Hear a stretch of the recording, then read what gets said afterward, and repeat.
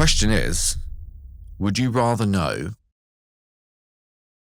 the date of your death or the cause of your death? Oh, my days. The date of my death or the cause of my death? Well, I think the cause, because I don't know, could it change things? Like the date would be horrendous. Like it was like tomorrow. Okay, well, I'd be in bed. But okay, let's pretend the date is at some point in the future. Cause, because I would. No way. What if it said the cause is you're going to get hit by a car? Imagine every day, and you don't know when it's going to happen. Every day of your life, you're walking around. You're dodging cars, yeah. Yeah. I would be. The date of your death, at least you know, all right, it's there. I'm going to fucking live life to the fullest. You'd lose it. You'd start acting weird. In what way? You'd just start doing stuff that you didn't need to do. Like what? I don't know, like if it was, yeah, it's sort of like that. Like if it was in a month's time, you start like robbing people and just like nicking cars and stuff. Like why? If I had 2 months to live, would I nick a car? Try and rob a bank or something like that. You do something stupid. To do what with the money? You've rang me with worse ideas. And we ain't got a date. So I don't, cause of death. Because if it was like old age, I'd be like, okay, sweet, I've got time. What if it's not old age? Eaten by a shark. I'd be like, whoa. Well, no, because that's avoidable. No, you don't have to go in the sea. You never know. Like imagine you got a plane one day and it was taking off and it went down into the sea. And then you was like, oh, this is it. I survived. And then you get eaten by a shark. And then you come out and then you just see sharks. Did you ever hear the story about the men in the war that crashed? And there was like, I think like 50 men. And it was like, there was treading water for all night. Oh, no. And then the shark started eating them. And you could hear them go, one by one. Underneath. No. Let me tell you now. Let me tell you now. Being stuck in the middle of the ocean, like treading water, or even on like a dinghy or something, that would be my ultimate worst nightmare.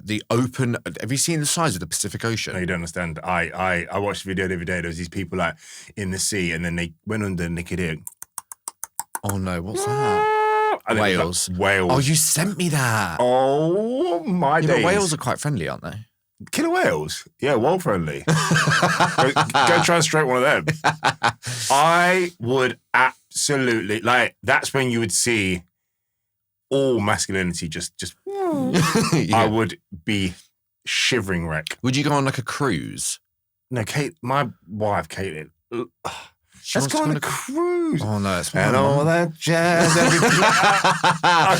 That's what my mum does. She goes on cruises. I couldn't think of anything worse. Right. Walking around a cruise all day, eating I mean, apparently they're quite good, but Titanic. I'm not sold. Exactly. Like, what if that is the day when there is a storm at sea and, I go pinballing off the side of that ship into the ocean and then it just goes off in the distance. Every time I get on a flight, I think it's the end of my life. So being on a cruise every day, waking up thinking, okay, where's the icebergs at? Yeah. No, I'm not. I just don't. As I've got older, I just don't like taking risks. I just do what I do. I don't like long haul flights anymore. Really? Yeah, the fear of it just... Oh, no, you sound like you've given up on life. It sounds like my mum. My mum likes going on holiday in the UK.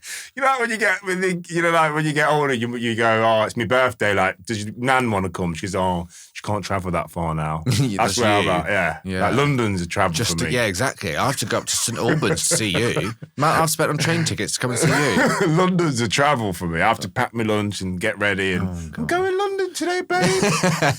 It's hard work. I don't know. As you get older, you just don't. Yeah. So to your question, you'd rather know the cause. I'd rather know the cause. I'd rather know how I went out. I'd rather know the date. Something to work towards. Yeah. No, because it would just throw you off. The cause, you could still get on with your life. The date, you'd have it's happening. Like, why would you work if it was going to be in a month's time? I guess if you knew the date of your death, you still wouldn't know the cause. No. You'd be thinking, when am I going to get this terminal illness? And that's my last day. Or am I still going to get hit by a car? Oh my God. No, fall down the stairs and break your legs and starve to death. Okay, final question quickly. If you could have any cause of death that's not just like dying in your sleep, what would that cause be? Well, they say drowning's quite euphoric. Oh, really? Yeah, they say like the last moments, it's quite like euphoric. Like You just sort of like give up because there's nothing else. Yeah, and then you just, I don't know, it's probably like as a lack of oxygen. But don't you like inhale all the water and like drown your lungs? Well, yeah, but apparently, well, I don't know how they know that. Yeah. Apparently, yeah, for the people that drowned and came back to life, said, "Yo, they say it was quite nice actually." But what else? Burning to death? No. No. Buried alive? Buried. Oh my God. No. That is. Yeah. But I think I'd rather be buried alive than be stranded in the middle of the ocean treading water. Buried. Because I would just like meditate until I died. Whereas in the water, I'm just be like, you're just waiting. Sorry. Yeah. You would meditate until you die. Have you tried to meditate longer than 10 minutes recently? Yeah, like, I'm it's terrible. hard. Yeah, terrible. It's hard enough. I'm like, oh my God, my ankle hurts. You're thinking that you'll be in a coffin waiting for your death going, oh, well, this is going to be fine. I'm going to meditate into heaven. No, you'd be literally trying to pick the nails out. Oh, I would. I'd have no nails, like clawing myself out. Oh, it'd be the worst thing ever. That is, people think, this is what I think about death is like, you think of any kind of cause of death, yeah? And it's happened. Someone's gone out like that. Some of these, like, think of anything, something, it's happened at some point. Or it's going to happen. Always. Yeah. Like, if you look at some of them tortures where they did in the olden days, like... Even spontaneous combustion. Some people just literally burst into flames. No, I'm not joking. You've never heard of that? You've never heard of that? Yeah, fucking watch too much TikTok. No one spontaneously combusts. Get your fucking phone out now. Type in spontaneous combustion. You just, what? You go... You just burst into Super flames. Scion. Yeah, I yeah. got a signal now, so no. Okay. Well, No, I don't believe it. Look it up. That is absolute nonsense. Look it up. Spontaneous combustion. Did you know that people, when they drive Formula One cars, the methane, is it methane flames? And they're you can't see them. They're just like, it's just invisible. Right. People are just burning to death and they can't even see the flames. Oh. Yeah. You see like videos of them in like these cars and just like, and there's just nothing on them. Oh my God. The flame That's is horrible. like clear flame. That's horrible. Yeah. Because if you didn't know what that was, like if it happened to me who didn't know what that was until literally 30 seconds ago, You would know I would think why I'd you were so hot. schmited by God. Like, do you know once, yeah, I experienced, you know, like when they say your life flashed before your eyes, yeah. My ex-girlfriend, her mum was, she had a brain injury. She was in a home, and we took her for a walk one day, and we were walking down this country lane. what did you do? And then there was these horses in the field. And you hate wild animals. Yeah, but I was like trying to be like the nice guy, you know, impress the mum. So I went over like to the horses, and as I went over to the horses, I put my hand on the fence. Yeah. And what I didn't know is the fence was an electric fence, Oh, no. and it went through my body like that. And in that moment, I thought like God had smited me, like, Yeah. and you're now completely gone. Yeah. And it went through my body, and I didn't know what happened, obviously, because I didn't even know. I thought electric fences were a myth. When I hit the floor, honest to God, I was like, what just happened to my life? Oh, you hit the floor? Yeah. It was, I put both hands on it, like to rest my hands.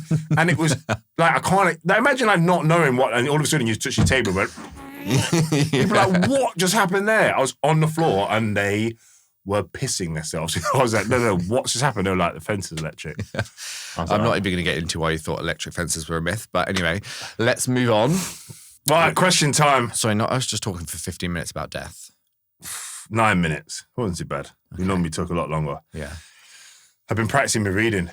Well done. Let's see if it's any better. 37 years too late. It's the pressure of like reading these questions out because my mouth starts to go Get a bit dry. dry. Cotton mouth. I know that journaling and gratitude lists are supposedly good for mental health, but all these well-being trends give me the ick. Do they actually work? Because I'm giving myself the ick just thinking about it. Oh my God, I've never related to a question more. You do all this. I know, but still, like, I don't. Still, your life is a mess. Yeah, exactly. It don't work. Yeah. I don't talk about it because it's something about it gives me the ick.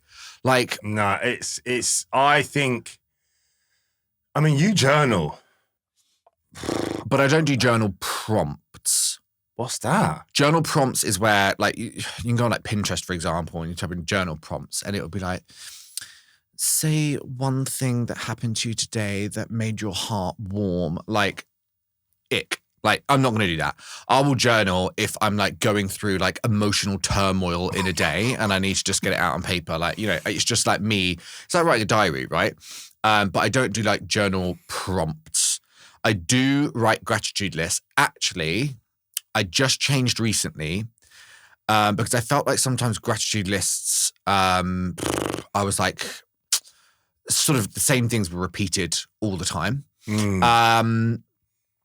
So I started a new one, and it's good things are always happening to me. So all I just do is write one thing at the end of the day when I'm in bed, one good thing that happened to me today. And that could literally be something as small as like I signed a client. But sometimes it can be like a really good opportunity that's come my way. And I'm like, oh yeah, God. Well, does that give you gratitude? Does it make you feel like when you're writing it, it's like, oh, I signed a client today.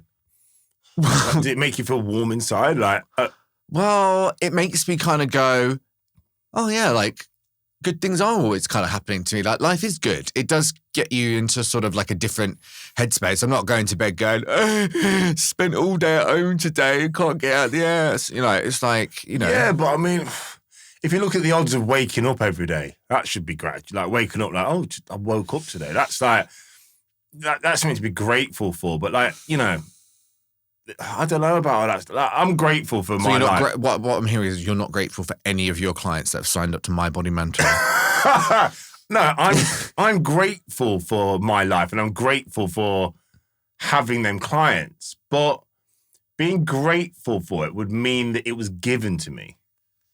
So me like, thank you to the universe. Like, yeah, I pray to God, and I'm grateful for, but I'm grateful for just like being here and I'm in my life. Like everything I do in my life is by hard work. So essentially that, like, I'm grateful today that Connor bought me a coffee without me asking. Like fucking should be. Yeah. But you know, listen, I know people that do it and it works and they are happy. But I just don't get it.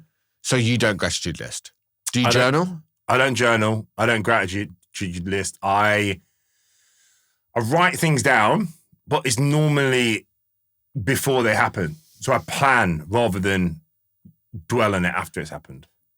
So I'll be like, tomorrow I need to do X, Y, and Z, boom, boom, boom, all this list. And then I'll tick that list off and I'll be like, well done. Good lad, you did it. But I won't. So you're grateful to yourself? No, I won't be grateful. I'll just be like, well done. You did a good job today. Okay, but that's not really like well-being. That's like goal setting. That's not, well, that's well-being, no, isn't it? Like my well-being is better because I set goals and achieve them. I'm thinking more well-being as like this holistic practice of like waking up, meditating, breathing, journaling, gratitude lists, green juice, like that's giving me the ick. Right. It's like when I think of well-being, that's too much. The word well-being, I think of like Gwyneth Paltrow drinking a green juice, like doing like breathing exercises, and I'm just like, I just don't identify with that. Like I'm up, I'm having my coffee, I'm playing Wordle with my mum and doing my stretches, and then, you know, I'm cooking my breakfast and I'm out the door. Like I'm not sitting there having a moment's peace because I've got shit to do. Yeah, I think that level of well-being is like, you've got to have made it. Like you've got to be super rich. Like you wake up and, you know, the curtains come open when the sun arises. You don't have to open them yourself. You don't have to open them yourself. And then you go downstairs and your breakfast is ready with your green juice. Like I'll wake up in the morning, I have to creep out the bedroom because if I make any noise, my wife kicks off because I woke the baby up. I come downstairs and see my council tax bill on the front and go, fucking hell, that's not there. I have my coffee. It's not like... That sounds sad. Well, you know, but I'm happy. I'll go gym. I fucking love it. Well, do you think that though, that kind of like the way that our brains are wired, as in me and you personally, we're quite headstrong and motivated. You know, do you think that whole well-being practices for sort of mental health don't feel like they resonate with us because we're like, I'm just not sure what benefit I get from that. But for somebody who is quite, you know, prone to poor mental health, it could actually be really beneficial for? Well, yes, because I think with mental health, like if you've got bad mental health, if you've got anything to concentrate on, it's better than concentrating on like the bad thoughts. So if you can do X, Y, and Z and it keeps you off them bad thoughts, I think that's great. Are you getting much done is the question. If you've got time to get up in the morning, do your yoga, have your green matcha tea or whatever it is, your green juice and journal, all that time, you probably ain't going out and getting it. You know what I mean? Like, because the people that are out there getting it and they don't have that kind of balance. Like, really successful people, highly driven people, there isn't such thing as balance at them times. So therefore, well-being is a lot of balance. And I think you can have that once you get to where you want to get to. But if you're trying to have that early on in your career or early on in life. So what you're saying is like, it's a distraction. Well-being is actually a luxury. A privilege. It's a privilege. It's a privilege. That's interesting. Yeah, I think well-being is a privilege. I think like to be able to get up and do all that stuff like that is a privilege. And is it reality? No. Is it some people's reality? Yes. Are they happy? If they are, fantastic. It works for them. But for me, you know, I've done some of that stuff, well-being stuff. You know, I've been a part of that world. You know, when we've been to ayahuasca and seen how people live there, and they're very much like that. But see, that for me, I would rather do something more extreme, like ayahuasca. We've both done ayahuasca, right? That for me feels like I'm going to get more long-term benefit from peace of mind than me doing a gratitude list. And I did gratitude lists solidly every day for about 2 years, and I stopped. Are you not grateful if you don't do gratitude lists? No. Well, that's the thing. Like now, when something happens that is good, I'll say thank you out loud. So I'm still grateful. I guess sometimes I can be ungrateful, but I also think that's normal and natural. You don't have to be fucking grateful about everything. No, you don't. And actually, like, if you want to get really into it, you should just, like I say, you should be grateful that you're here. But again, it's each to their own. Like, I think the way people's mind and what they, you know, some people are religious, some people are spiritual, some people don't have any of that. So they got to be grateful too. So I think it depends on who you are. And I think it's got to suit your life. If you are driven, if you wake up at 5 a.m., you need to be out of the house to get to the gym at 20 past 5 before work, and you need a black coffee and you fucking pre-workout and you go. Gratitude stuff ain't going to be for you. You ain't got you ain't got the time to sit there and do lists about what you're grateful for. Like I say, is it a privilege? Yeah, but you've got to have the time. So in terms of the person that's asked this question, it gives me the ick. You know, thinking about doing it, but the thought of it's giving me ick, like, you know, does it actually work? So I guess then the answer is like, I think you're either hardwired to respond well to that kind of practice, or you just think it's a load of fucking wishy-washy and you just like, just get up and get the job done. Or you're probably searching for something and what you think it might be in that well-being stuff. And actually what it might be is something else. You might just need some structure in your life. What I will say, as somebody who loves non-fiction books and went through a period of my life where I maybe read every self-help book that was on the shelves, it gets to a point where you need to put the fucking self-help books down and you just need to take action. Because if you are, you know, unhappy, it could be because life isn't meeting your expectations, right? And life is not going to start meeting your expectations by you reading 1,000 self-help books. When you just start taking fucking action and moving your life in the direction that you want it to go, you will just start to feel more fulfilled and life will start to meet your expectations a little bit more. So maybe person who's written in asking if well-being's giving them the ick and they want to do gratitude lists and stuff like that, maybe look at what you're not grateful for and then how you can change that. And maybe you don't need to read any more self-help books. Maybe there's just some very small changes that you need to make, some action that you need to take that would just make you feel more fulfilled and happier because life is meeting your expectations, or you're proud of yourself. And that's giving you sort of a bit of a mental boost. I've got a good tip. Something I do. Design the person that you want to be. That character that you want to be. So Are they really successful? Do they have a family? Whatever it is, design that person that you really want to be. Let's say in 5 years' time, you inspire to be. Does that person sit there and do gratitude lists? And if it's yes, then maybe practice it. If it's no, don't even think about it. Do what that person you want to be in 5 years would do. Are they the person that gets up at 5 a.m. and just gets out of the house? Yeah, well, let's start doing that. Applying that exercise to yourself, what does the person that you want to be in 5 years from now do that you're not currently doing? I think I'm at year 4 right now. And I've got another year to get to that place. And that is me switching off, not worrying, and letting go of insecurities that I had from a young age that are still with me now in a different life. Where I was not the person I'm now. I was skint, I was broke, I was young, I was this. And them insecurities, you know, I listened to a rapper, Bashy, the other day, and he was like, he was so broke that he don't know how to be rich now. And I'm not saying I'm rich, but I was so broke that I don't know when I've got money, like I don't know how to spend it. I don't know how to. So stingy. Yeah, because I've been asking for years for a dog and you still not got me one. It's a deep insecurity. It is a deep insecurity that I'll be back to that place. Even though I'm so far, far, far, far away, it's that deep insecurity. So I think for me, the only thing left is letting go of who I was before and actually just now becoming the 5-year version, which I've done a lot of bloody work to get to. Can I just say, if my only insecurity was having loads of money and worrying about not having it anymore, I'd be really fucking happy. No, I'm not that rich. But when I'm saying like I was broke, like I was, I was telling this story the other day.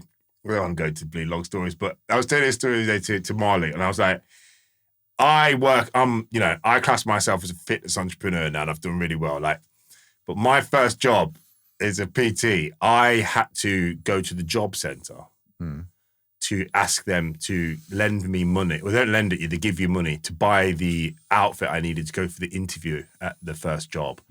And I had to go to Sports Direct, get a receipt for 2 Reebok tops and some Adidas joggers, go back to the job centre and they go, here's the receipt. And they had to give me the money. It was £100. I had to get back to the Sports Direct and buy it from the job centre for my first interview. That's how broke I was. I had no money to buy sports kit for the interview.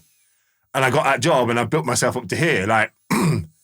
But that was, now it was so bad. So now, I'm not rich, but the contrast, if I want to go buy myself a t-shirt, I could buy myself a t-shirt, you know what I mean? But you don't. But I don't. Still not paid me for my Gayns t-shirt that you bought off me, in inverted commas. Well, you shouldn't have to pay your friends for stuff. Bollocks! Your friends should pay. When have I ever made you pay for anything? Well, you haven't given me anything. I've given you lots. What product or service have you given me that I should have paid you for? My time. Oh. That a friend should give for free. I've took you out for loads of meals. Yeah. Yeah. Probably taking you for a few meals. I think you took me for a coffee. So, yeah, anyway, I think we answered that one. We got off on a tangent. We went on a bit of a tangent there, but yeah, Wellbeing gives me the ick. Maybe it's right for you, maybe it's not. Give it a try. Let us know how you got on. Yeah, and I am not that rich, by the way, so... Yeah, you really made yourself out there like some fucking millionaire. Oh, well, listen, you got to believe it. Yeah, manifest it, yeah. Right, another question. That's a good one. I want to know if you both do therapy. If not, why not? If yes, do you like it? And I don't know whether to start or not. Do we do therapy? It's been many, many years. Yeah. Therapy is, 2.5 years now. You was about a year before me. Yeah. Yeah, I was 27? Yeah, when I started. So a bit of context, me and Connor have the same therapist. Yeah.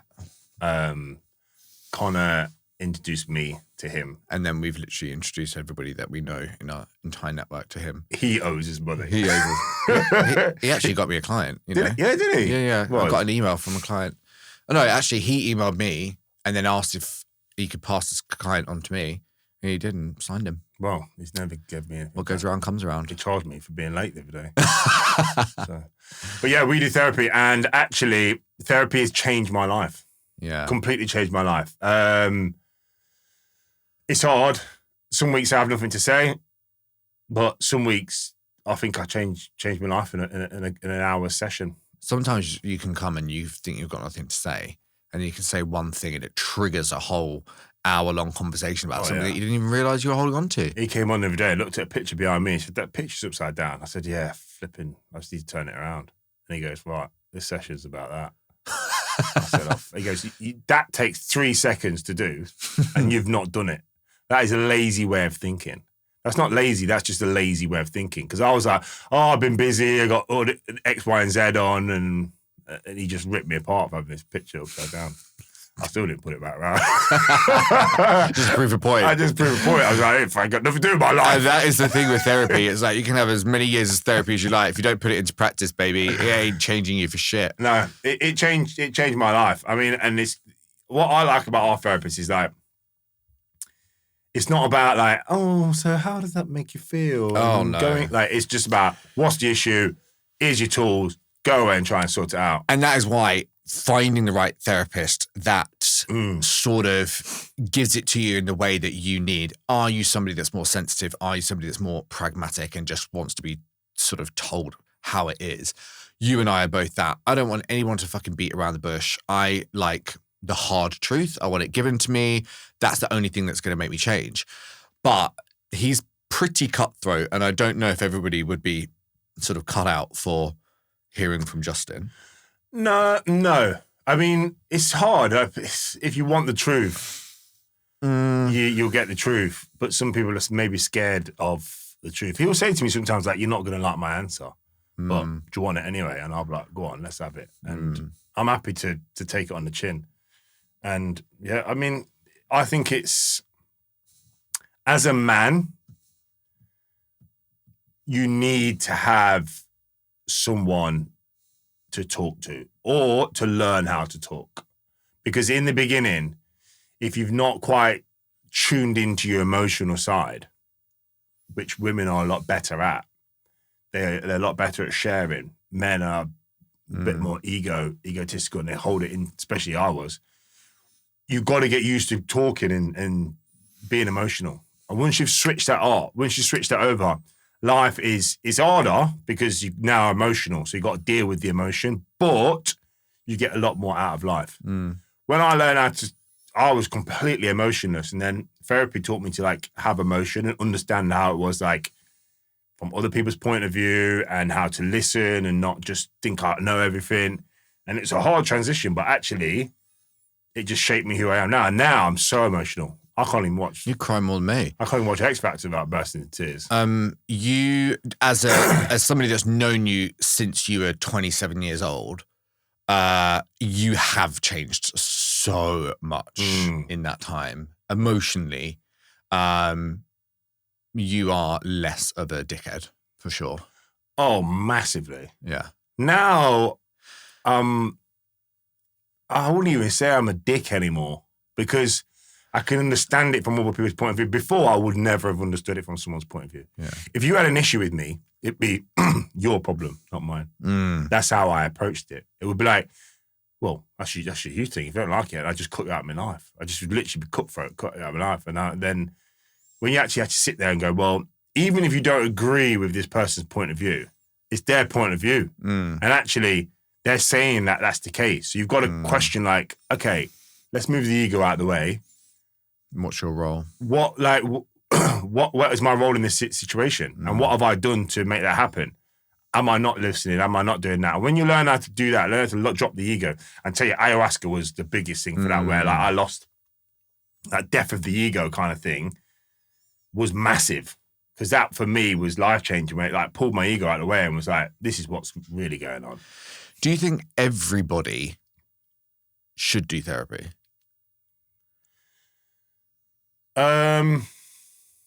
Some people I think some people have got it a lot. Like some people haven't gone through trauma. I mean, thinking about my boyfriend has never done therapy. You know, definitely would have stuff in his past that would warrant him maybe needing therapy. But I mean, to be fair, he did do a degree in psychology, so maybe he's got a bit more, I don't know, background education on you know the brain.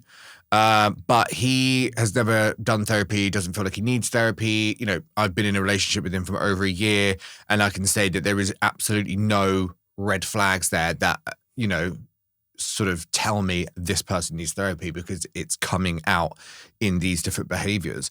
So maybe some people actually don't need therapy, and they're sort of like, they've got the self-awareness naturally. Yeah. And they can develop their own tools. Well, I think if you are in a position to afford therapy, there's an argument to say, like, why wouldn't you? Like, and actually, if it's not a therapist, it might be a mentor, or it might be someone to talk to. So I think you should have someone there that you trust, that can give you good advice, and advice that you won't get from maybe people around you might give you shitty advice. Like, a lot of people around you might give you the advice that you don't need. And actually what you do need is the truth. Why can't you do that? Or what, you know? So true. Friends really tend to give you confirmation bias. So you'll tell them a problem that you're having, and they'll be like, oh, well, that's fine. When actually what you need to be told is, no, that's not fine. Yeah. You shouldn't be doing that. What are you doing? Like, yeah. And why have you not thought about this? Or, you know, like me saying, oh, you know, I've been tired, I've had a lot on, I've been busy, I can't turn my picture around. It takes 3 seconds. And him going, you telling me you ain't got the time? And like me going, well, no, I'm bullshitting you. You know, and he's saying, you just bullshitted me. Somebody to hold you mentally accountable. I mean, the way that I look at it, and kind of always have, is it's like a PT for the mind, right? So you get a PT because even though you could probably walk into a gym space and navigate your way around yourself, a PT telling you how to do it, you're going to get there twice as fast. They're going to give you the tools, the technique, in order to be able to move your body better and, you know, become healthier. And it's the same thing for your mind. Like, yeah, you can fucking, you know, free ball through life, you know, with your own mind, but somebody could just go, actually, if you think like this and you use this tool, you're actually going to progress a lot faster. I just look at it like that. It's definitely beneficial. I think some people need it more than others, you know. I think if you're stressed, anxious, not sleeping well, have some behaviors that you don't quite like about yourself, then you should maybe see a therapist, because they can help you understand where the emotion comes from. Like, sometimes I used to get like really angry, and I used to be like, but why do I let things get me to that level of anger? And then he'd be like, you getting angry is not a bad thing. It's like, if you got attacked in the street with your family and you couldn't get angry, it'd be an issue. So there's moments where you need anger. You need to be the lion. But there's also moments where you need to be able to see that anger is going to come up in areas that you don't need to be angry. So therefore, you need to stop that before it happens. Like, if me and you were getting into an argument, it doesn't just go from this conversation to fucking argument. There's layers. I'll say something that you don't like, you say something I like, and you can see an argument building. So you see anger coming up. And actually, when you're aware of things like that, what you'll see is like, okay, it's getting to like level 4 now. This is probably going to go to an argument. If you don't want an argument, you go, let's just talk about this another time. Let's part this, put it somewhere else. So you start to understand where that emotion comes from, why it's happening, why it's actually okay. It's okay to be anxious. Me being anxious about being skint got me to a place where I don't have to worry about money as much. So that anxiety is not a problem, but you can use it. I can use it in certain areas, but I can't have it messing me up on a daily basis. So if you've got these things going on in your life, it's good to have someone there to make you understand it. And you don't have to do it forever. You can do it in little sections, go about your life for a bit, do it in little sections. But I think if you're loving your life and you're drinking your matcha and you're doing your journaling and you're sweet, you don't need it. For me, it's if there's something that you just cannot wrap your head around about yourself, that's when therapy, you know, comes into play. I remember when I was 27, I just could not understand why I was doing some of the things that I was doing, some of the behaviors that I was doing. And, you know, therapy for me changed my entire relationship with men and with myself, because I could finally understand where that behavior was coming from. And I was so, you know, you're just not going to know that kind of stuff unless you go to a therapist. So yeah, person that's written in asking the question, if there is a mental tension that you're going through, if there is a behavior that you're exhibiting and you cannot get to the root of it and understand why you're going through that mental tension or why you are exhibiting that behavior, then 100% go to a therapist. Find a good therapist. You know, you might have to kiss a few frogs to find the right one, and that's okay. But you will, you know, save yourself years of mental tension by spending a few years just doing the work. Yeah, I'd say, yeah, go for it. Anyway. Pump or dump. Pump and dump, sorry. Pump and dump. No, it's pump or... We had this conversation last time. It's pump or dump. No, it should be pump or dump, but I call it pump and dump because, you know, wink, wink, nudge, nudge. 10 seconds or less. Just say them. I say 10 seconds or less every time. It's never 10 seconds or less. Number 1, rocking. Rocking? Yeah. What's rocking? I knew you were going to know what that is. Rocking is this new trend where you put on a weighted backpack and you go hiking. No, you go hiking, like out in the countryside, but with like a weighted backpack. So it's like you're fucking climbing Mount Everest. That sounds like you got a small willy and you're trying to prove a point. So you're saying dump. 2, low carb diets. Dump. Why? It's not sustainable, but there's an argument that if that's what's going to get you to where you need to get to, do it. Do what is going to get you there, but it's not sustainable because you're going to have carbs. Right. AI personal trainers.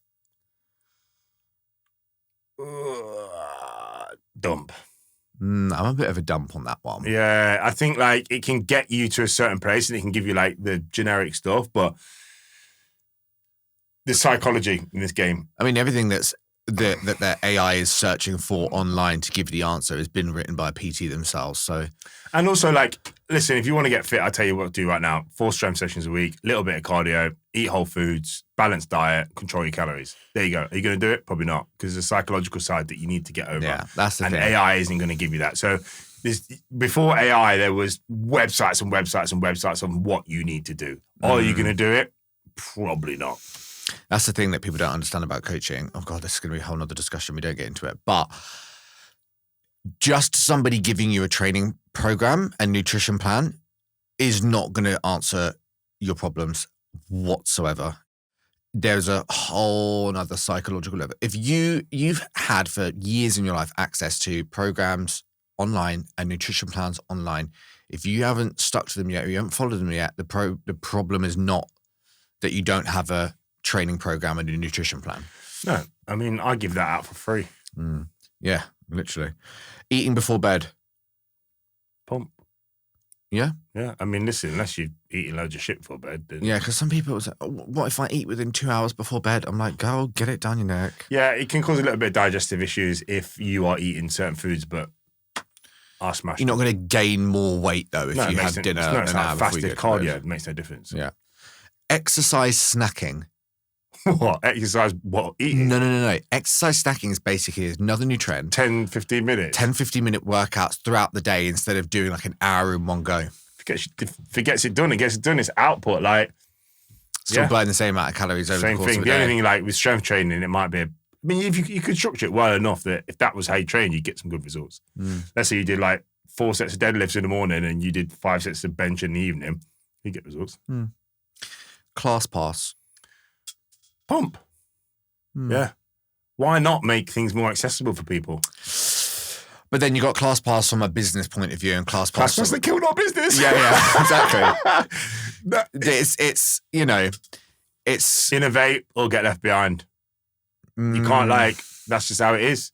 Blockbusters. It's just, you know. Yeah. Netflix come along, don't innovate, Yeah, you get I left think behind. ClassPass is great for the consumer. I don't know how great it is for the businesses that. What about Netflix going to Blockbusters to be bought out? And they said no, apparently. Yeah, Blockbuster's fucked it. Fuck. Blockbuster was also going to enter the streaming game, and then the CEO decided to leave because he wasn't going to get his bonus, and they brought in a new CEO whose background was in retail spaces, and they decided to completely scrap the streaming model and move into bringing in merchandise in stores so people could spend more money in store. Blockbuster t-shirts. Yeah, or like anything, like sweets and toys and all that kind of stuff, so people could spend double the amount when they came into store. Fucked it. Blockbusters was lit though. That was a culture thing. Back where I was from, there wasn't a Blockbuster nearby. I had to go to a little shop in Thrapston town called Popcorn. You used to have little shops, like dodgy ones as well. Yeah. Anyway, how long was that? How long did we waffle on for? 40 minutes. 40 minutes. We've got to keep these down. I don't want to do 40-minute episodes because it's just like it's demanding too much of people's time. It's not that bad, mate. I've watched some podcasts like 2-3 hours. Yeah, but they've earned that. We haven't earned it yet. Well, You need to stop fucking waffling on. Anyway, guys, hope you enjoyed. This was Lost in Gayns with your boy Connie. and Louis Renix. I've never done that in my life. Are you Michael Jackson? Never done that in my life.